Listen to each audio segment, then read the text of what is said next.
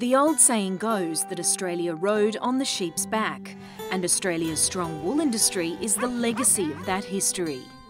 Australia produces around 24%, about a quarter of the world's wool. But not all wool is the same, and so we produce about 60% of the world's apparel wool, so that's the wool used for clothing. We produce about 90% of the world's fine apparel wool, which is the sort of stuff that can be worn next to the skin with confidence.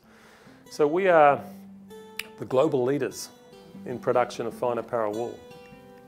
With the sheep industry contributing more than $4 billion annually to the Australian economy, and the value of a sheep increasing on average 8% each year since the turn of the century, there's no doubt it's an industry with a bright future.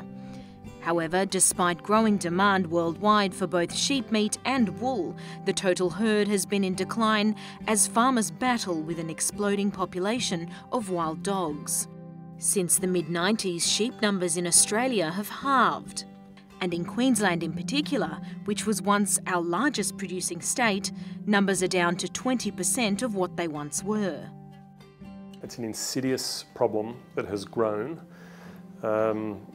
In parts of Australia, it's grown to be such an issue that it forces people out of the business and it's destroying regional communities. The Tambo Blackall Shire is a prime example of just how hard hit some of these regional communities have been. Central Queensland was once the heart of the wool industry in Australia, where in the 1920s the labour unions were formed in the shearing sheds. But now the sheds are merely a tourist attraction, as predation from dogs has forced almost all producers to either leave the land or go into cattle production. What makes the situation worse is that sheep are much better suited to the country. So not only do they employ more people, they also fare better when water is scarce. If you've got good feed, you can always run cattle, but there's the irony of it. The sheep are much more resistant to drought than cattle are, and many more people could survive a drought with sheep and just a bit of cutting a bit of branches off trees and things like that, and a bit of fodder and a bit of supplement. Had to be a really bad drought before you destocked. Lansdowne is one of Australia's historic and best-known sheep properties, consisting of more than 150,000 acres of prime sheep grazing country. But in recent years, wild dogs have had a devastating impact on the company's flock. Andrew Turnbull, whose family has a long history at Lansdowne, has seen firsthand the devastation wild dogs have caused.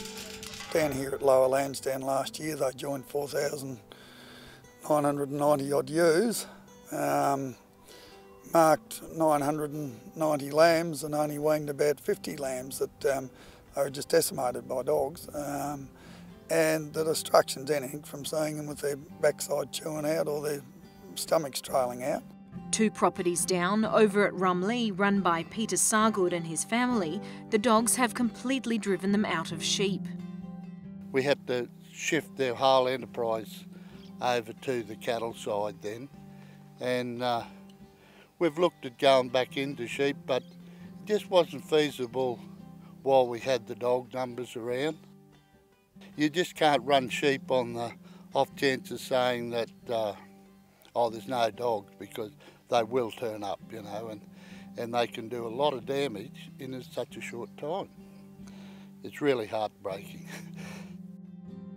In the middle part of the 20th century, leaseholders were required to keep up dog and rabbit fencing infrastructure, but much of the original barrier fencing has now gone to ruin.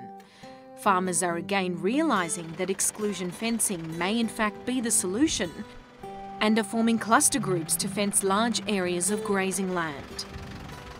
Our main aim was to try and control the movement of dogs in, so as a lot of us could get back into sheep grazing, which was their predominant source of income.